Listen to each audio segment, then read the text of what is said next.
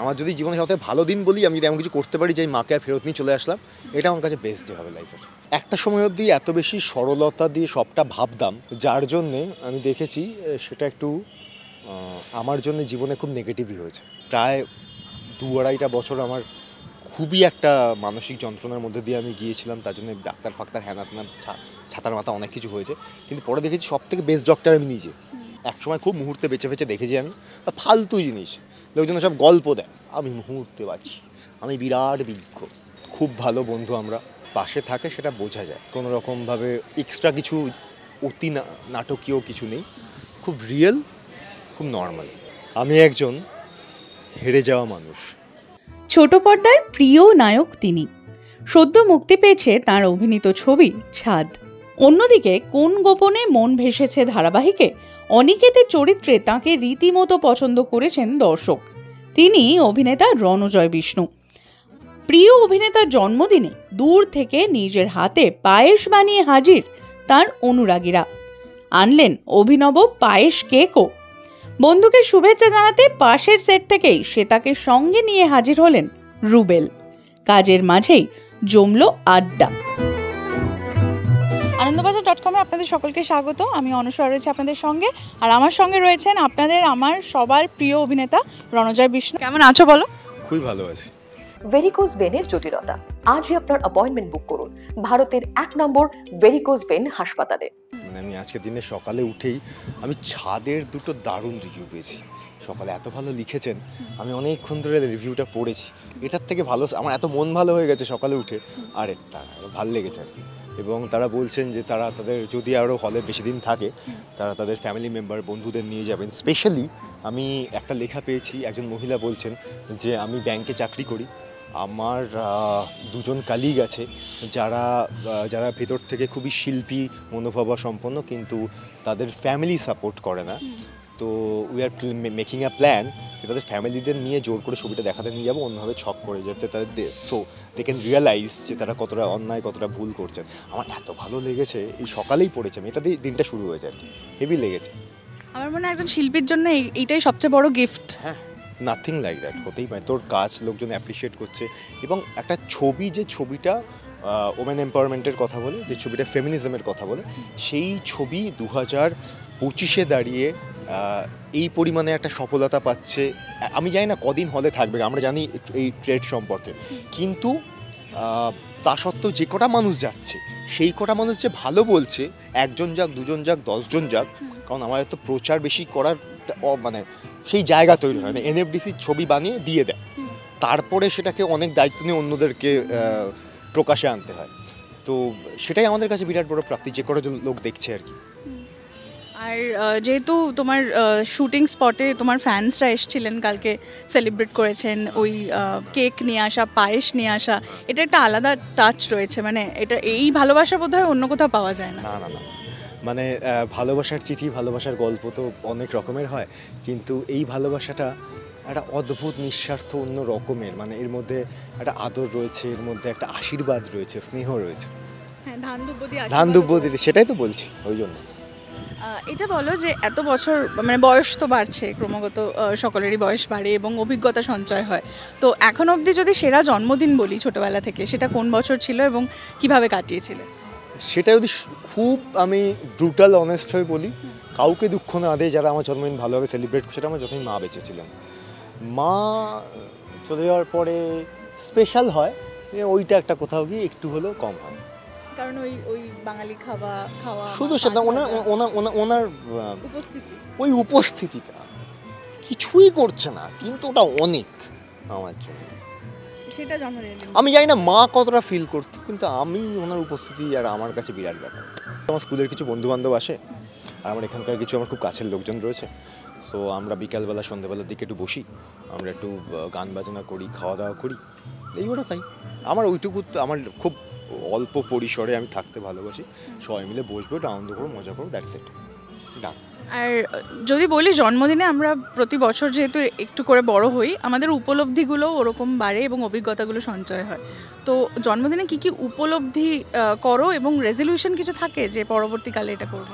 না, এটা আমি কোনোদিন ভাবিনি, সত্যিই ভাবিনি। মানে উপলব্ধি তো তোর ডে বাই ডে এমনি হচ্ছে, জন্মদিনটাকে ওইভাবে দেখি না। জন্মদিনটা আমার কাছে সত্যি কথা বলতে গেলে না একটা উপলক্ষ, যেটা বলে আমি ছুটি নিতে পারি। এটা আমার সেলফ ক্লেমড ছুটি। এই দিন আমি কিছু করবো না, আমায় কেউ কিছু বলবে না। আমি এই দিন আমি যা খুশি তাই করবো, মানে যা খুশি মানে সেই যা খুশি না, নিজের এখতিয়ারের মধ্যে থেকে। গিফট, সেলফ গিফট দিয়েছো সুন্দর। হ্যাঁ, সেলফ গিফট ওই একটা ফতুয়া, একটা পাজামা, একটা সরু বেল্টের ঘড়ি। সেটা পরে বন্ধুদের সাথে আড্ডা, হ্যাঁ এটাই প্ল্যান। হ্যাঁ। আর যদি বলি রণজয়দার জীবনের সবচেয়ে মেমোরেবল দিন এবং সবচেয়ে খারাপ লাগার দিন কি বলবে? আমার কাছে যদি সব থেকে পৃথিবীতে খারাপ দিন হতে পারে সেটা আমার মায়ের চলে যাওয়া। এর থেকে খারাপ দিন আমার জীবনে কিছু হতেই পারে না বলে আমি বিশ্বাস করি। আর ভালো দিন প্রচুর আছে, স্পেশাল দিন, ওরকম ভালো দিন প্রচুর তৈরি হয়েছে, মুহূর্ত তৈরি হয়েছে, মুহূর্ত নষ্ট হয়েছে, ঠিক আছে। কিন্তু খারাপ দিন ওই একটাই, এবং সারা জীবন ওই একটাই সবথেকে খারাপ দিন থাকবে। আমার যদি জীবনে সবথেকে ভালো দিন বলি, আমি যদি এমন কিছু করতে পারি যে মাকে আর ফেরত নিয়ে চলে আসলাম, এটা আমার কাছে বেস্ট ডে হবে লাইফের। আর কোনো আফসোস যদি বলি, যে আফসোসটা নিয়ে তুমি রয়েছো, সেটা কাজের ক্ষেত্রে?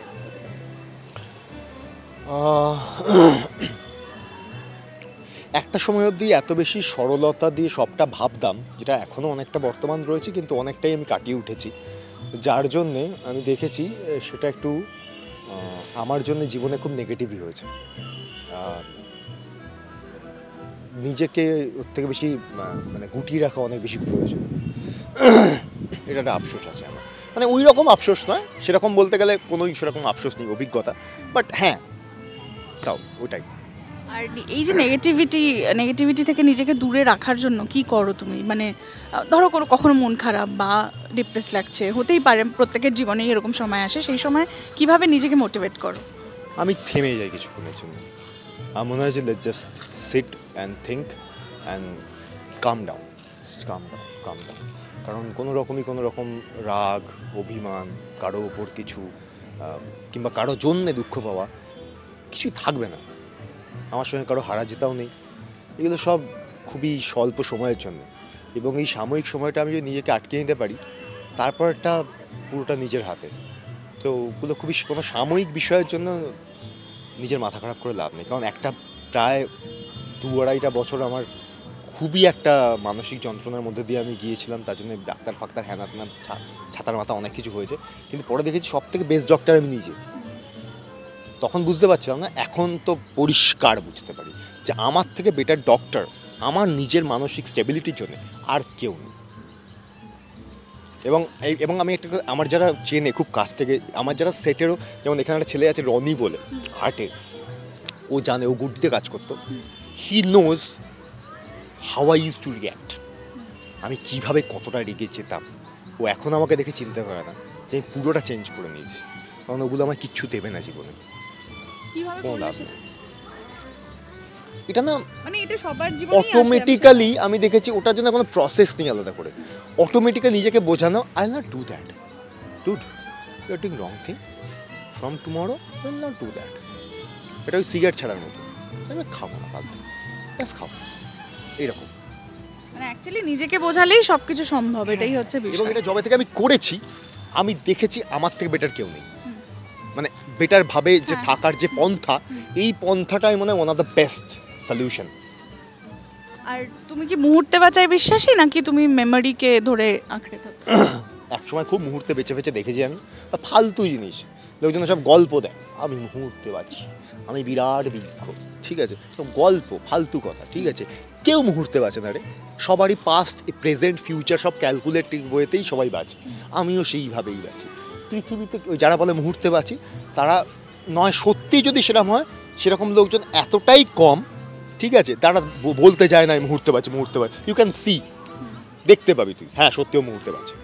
তার জন্য আলাদা করে বলে করে এরম হয়ে দাঁড়ানোর কোনো প্রয়োজন নেই।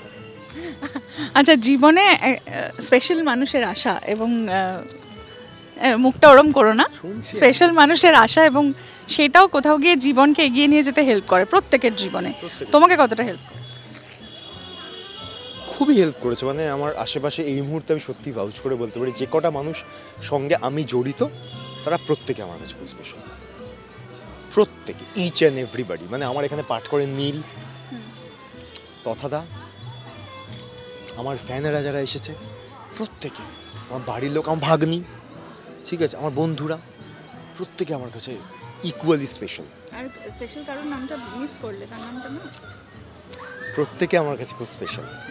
নামটা নিতে কি সমস্যা, এখন তো সবাই জানে। ঠিক আছে, তুই এরকম অজেও না statement আমি স্টেটমেন্ট না, আমি জাস্ট এটাই বলছি। নাম বলে যা। হ্যাঁ আমি জানি, মানে সবাই জানে সমাপ্তির সাথে তুমি একটা সম্পর্কে রয়েছে এবং খুব মিষ্টি একটা জুটি, সে সকলেই জানে এখন। তো সেটা নিয়ে তার সাথে কি প্ল্যান বা কীরকম, মানে কতটা ভালো রয়েছে সেটা তো বলবে। এক্সপ্রেশনই বলছে, আর কি বলবো। খুবই স্পেশাল, খুবই ভালো সমস্ত কিছু, খুব ভালো বন্ধু আমরা, খুব ভালোভাবে আমাকে মনোবল যোগায়, পাশে থাকে এবং পাশে থাকার জন্য থাকে না, পাশে থাকে সেটা বোঝা যায়, সেটা ভিজিবল, এবং সেই পাশে থাকাটার মধ্যে একটা